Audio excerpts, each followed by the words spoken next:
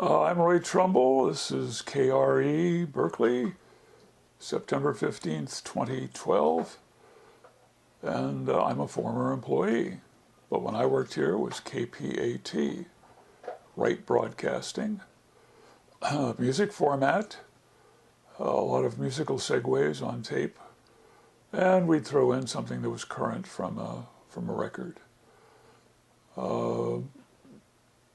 Behind me, which you'll see in the picture that has Wolfman Jack in it, there was a Western Electric transmitter that was the original transmitter that had been up on Grizzly Peak. And they had given up that site and come down here, and the FM was on the same tower with the AM at the time I was here. But I want to tell you that that old transmitter had the nicest sound of anything I've ever heard. Unfortunately, it couldn't be made stereo. The stereo transmitter next to it did the job, but it didn't sound as good as the old Western Electric. Upstairs, next to the sales department, there was a closet that had the original KRE transmitter in it, which was of no value, and no one would ever put it back on the air again. But it was there because it could be on the inventory every time the station was sold. Likewise, another room very close by that had 78 RPM records. Each one of those could be valued at $1 every time the station was sold, so it didn't look like you were selling the license. There was actually some substance being sold along with it, if you were into old transmitters and old records. During the time I was here, we had, in the back room, we had 5 teletypes going all the time. That was how you got your news, weather, sports. And one day a big truck pulled up. And apparently we had a contract with the wire service that they supplied the ribbons for the machines and the paper. The paper was in big fan-fold boxes. Well, how many boxes did he have? Well, let me tell you, I found every space I could in the station to pile another box of this paper. They just kept coming off that truck. It was about a 2-year supply of paper. I had boxes of paper everywhere. It was unbelievable. Let's see, what else can I tell you about? I'll tell you about my predecessor, a fellow who worked here.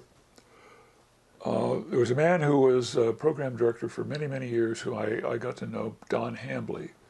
He wasn't here when I was here, but he was a very nice guy. And my friend liked to play jokes. And he would go and change a piece of copy in the copybook. That's one of the sacred things about all radio stations. They have a binder, sits up on an easel on top of the console, and has all of the commercials in it. So he'd change a piece of copy because he had one fellow on the air that the copy went directly to his lower cortex and out of his mouth without ever going through his brain. And so he never knew what he had read. He just read the copy out of the book. So my friend changed a piece of copy in the book. It was for Miss Smith's School of Elocution, which became Miss Smith's School of Prostitution. And he put that copy in the book, and the announcer read it, and it didn't faze him at all. He did not know what he had said, and my friend ran and grabbed the copy and switched it back before Hambley could make it to the control room. But that sort of stuff went on quite a bit. They did a lot of 15-minute programs here a long time ago, again before the time I was here, back when I was really a listener. And a lot of local businesses did programs. There were a lot of philosopher types, people with sort of a religious bent and so forth. A whole bunch of those programs. We didn't have any of those, except they did sign up 1 hour program, a religious program, while I was working here. And it was a Baptist church service. It was in the morning. I forget if it was 8 to 9 or 9 to 10, but if anybody's going to be listening to the radio on a Sunday morning, it's not that likely, frankly. So they figured, well, sell the time, we'll take the money. Well, the interesting thing was where the money came from. It did not come from the church. It came from two of the church's members who had bid on a contract to do prep on the bodies coming back from Vietnam. Apparently something had to be done before they were ultimately delivered to where they were going to go. And they had prayed that if they got that contract, they would tithe and pay for the broadcast, which they did. That was one of the stranger things I've ever heard of. Also, during the time I was here, we had the Oakland Oaks basketball team, which lasted exactly one season. And I went through all kinds of trouble setting up telephone lines all over the country and making other arrangements, only to be told 2 weeks before the season began that the team's announcer was not going to go to those away games. So then I had to rush for 2 weeks and try to get somebody to give me a split of a local broadcast and send it back to us. And luckily we didn't pick up too many of their commercials, but it was a real frantic thing to figure on over 30 games that had to be sorted out in a big hurry. As a kid, I was sucked into network radio. I liked all the old radio shows. And I fell in love with the first tape recorder I ever saw. This was marvelous. You could record your voice and hear it back. And I wanted a tape recorder more than anything else. I eventually got one, but in the meantime, I had a wire recorder. Now, a wire recorder used a very, very fine wire and a little head that went up and down and up and down, very, very much like the mechanism on a fishing rod for winding the string on a fishing rod. Now, if the wire broke, you got a magnifying glass and you went and you tied a square knot and trimmed off the ends with wire cutters or fingernail scissors or whatever you had. And when that knot went through the head, you'd hear blah, blah, blah, blah, ping, blah, blah, blah, blah, blah. That was, you knew a splice had gone through, went ping every time. As I said, I eventually got a tape recorder. I got to be pretty good at taking apart tape recorders, changing out motors, changing out heads, and so forth. So it was all that kind of hands-on stuff that kind of got to me.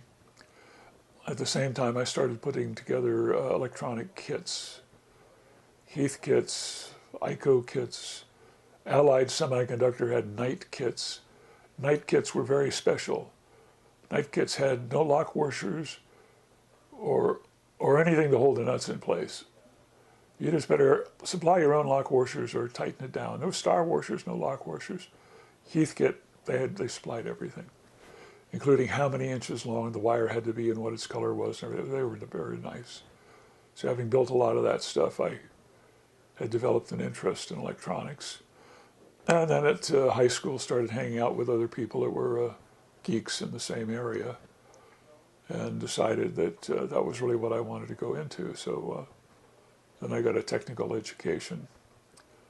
And but the first job I had, I was in Southern California in aerospace working on guidance systems for missiles. And any kind of a business that can call you in for a meeting on Friday morning and let go 1,500 people before lunch is not a business you want to stay in the rest of your life. So I'd been doing a little side work at a radio station down there, and then I came up here to visit my folks, and a friend told me about a job up here, and that was the first broadcasting job I had as a regular job in the Bay Area. It was a FM station. So I bounced around radio. I won't mention all the call letters because most of them are gone by now. I was at KCBS for 4 years, right during the time of the Patty Hearst kidnapping, so that was a pretty memorable period. The Zebra murders, a lot of great, interesting stories. But I had a project. This will sound a little funny because this is something that it's no big deal anymore. I had an idea for doing editing of audio using computers. Well, of course, the computers we had to work with in 1975 were a far cry from what we have to work with today. So I worked up a proposal, and I went to CBS Labs, which was where they developed technology, and got what is known in the trade as a not invented here letter, that they weren't going to pursue it because they would have had to do quite a bit of R&D to get it up. But within 5 years, there were already a number of companies pursuing that. And so by the early to mid 1980s, it was a done deal. And the software just kept on getting better and better. But I was one of the people that had that idea. I won't say I was the only one. I think it was just a very, very obvious avenue to pursue. So I wound up teaching at Laney College for 3 years. And they had a broadcasting program, and I was teaching in that. But then somebody I'd done a job for in television had a position open, and at that point, I think it was Prop 13 had passed, and the budgets for community colleges and schools in general were in big trouble. So I figured rather than try to slug it out and stay with that program, I'd take the job offer. So that's how I wound up at Channel 4, KRON, for 22 years until I retired. And TV, of course, had its own developments that went on. You know, you used to think of, you buy something and you would install it and it would last for 10 or 12 years. No. 5 years, 4 years, 3 years, that was the trend. You had to develop this little alarm that went on inside your head that said, that's over, that's done with. Don't try to keep on doing that. It's gone, it's done with forever. And that's pretty much how technology has been ever since. Tell us about how KBHK fit in. Was it right after KRON? Well, KBHK, which is where I met Larry Posey, who hired me at Channel 4. What had happened was I was working for CBS and they had a strike. And it was obvious that the thing was going to go on a while. So I had to do picket duty 1 day a week, which I did. And then I worked for KBHK, Channel 44, building a video switcher. Larry had bought the guts of a video switcher from a TV station. It was an RCA switcher. TS40? TS40. And RCA was going out of the support business for TS40s. So he bought all kinds of modules from RCA. So we had this whole pile of stuff. And we had this nice panel to mount buttons on. And I think the first 3 weeks, well, the first thing I insisted on was that rather than just wire these things into a harness, that each one of the buttons ought to go out to quick disconnect connectors. Because if you start soldering away in a wiring harness to replace a switch, it just gets uglier and uglier. So I was doing the wiring for those, putting the quick disconnects on and so forth, putting them on the panel. That was my morning, aside from making very bad coffee in the shop. In the afternoon, I would study the RCA manuals because I was trying to figure out what their pattern was, what their organization scheme was for that switcher, and it was not obvious. There had to be some recurring pattern, and I had to discover what it was. So I would spend the entire afternoon going through those books, going through looking at the existing RCA modules we had and so forth, trying to get the clue. Because I could haywire something together, but that wasn't the point. I wanted to follow a pattern because once I got over to the frame with the modules and everything else, I'd be in big trouble if I didn't follow their pattern. So eventually it finally dawned on me how they were doing it, what they were doing. And then I wrote out wiring lists so then I could go through and do all the wiring. And it would be just an extension of their original pattern. But there were a number of modifications that had been made special for KBHK. But again, those followed the pattern. My fear was that I would do this thing and be gone, but it'd be nice if the next person coming in could pick up where I left off and see the obvious continuity. So that was the biggest part of the battle, was figuring out the pattern. They were replacing a switcher, an RCA switcher in master control, that honest to God was not a vertical interval switcher. That meant when you pushed a button, you'd see a flash in the video because it wasn't switching video when the video wasn't on the air, which is to say in the vertical interval, which is where switchers always do switch. This thing was a glorified car radio is what it was. So that was what I was building, was a replacement for that. We had one weird one at Channel 4. There was one of the master control operators. If he said there was a problem, there was a problem. You could depend upon him. And so he identified a problem.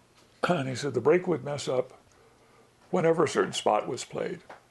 If that spot was in the cluster, there'd be a problem. So we looked at it and looked at it. Well, we had an automation system, but they had to take the log the traffic generated and make a disk from it, which is to say an ASCII file. Now it would go on a disk. And the traffic system had some peculiarities in it that really weren't important for the automation, but you couldn't get rid of them.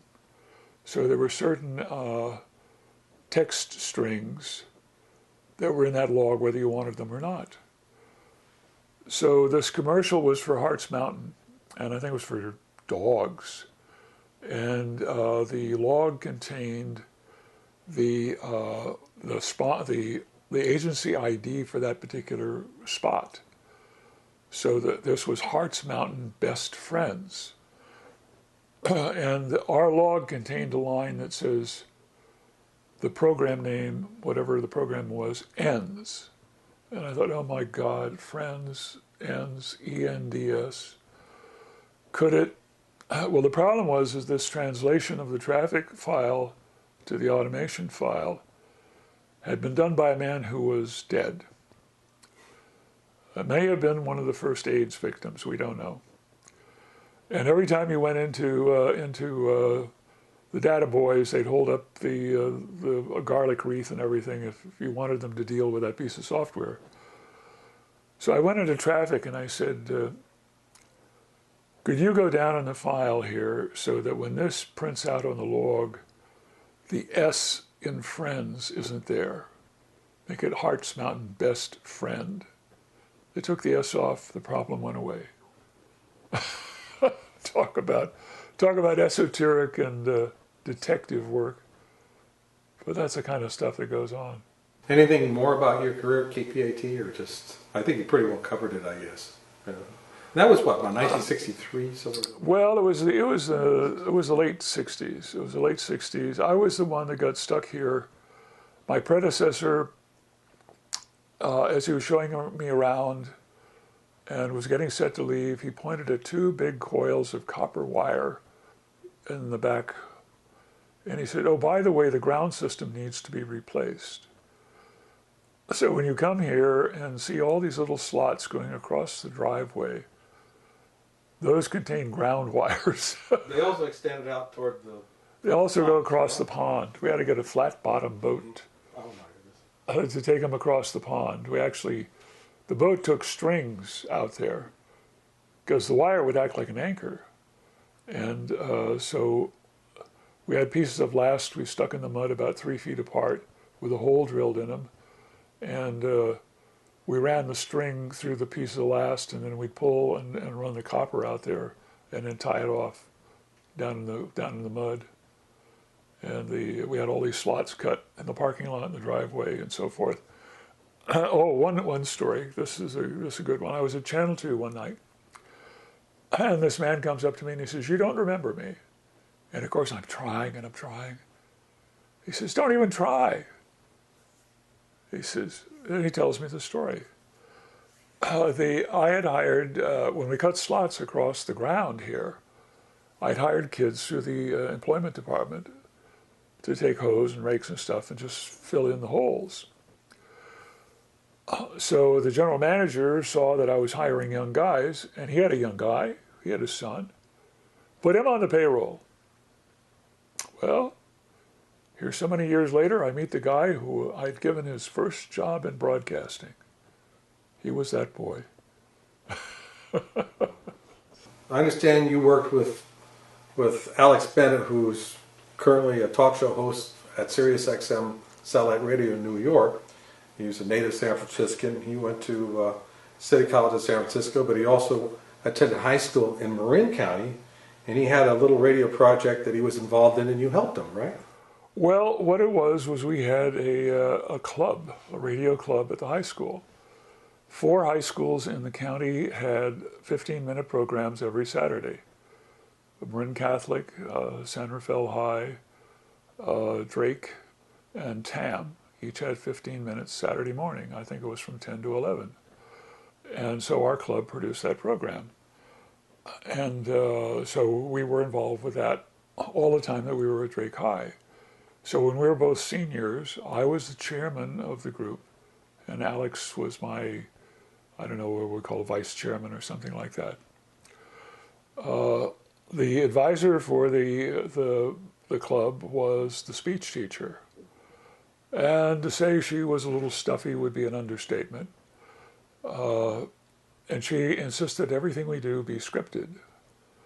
Well, you've heard Alex, you know how he works, and he hasn't changed any. The chance of us having a scripted show is slim to none. So we pushed that one more time, too many, and our advisor impeached us and went so far as to have our names expunged from the group picture in the yearbook of the club. It was that serious. And as far as we know, we were the only 2 that went on to make a career of broadcasting.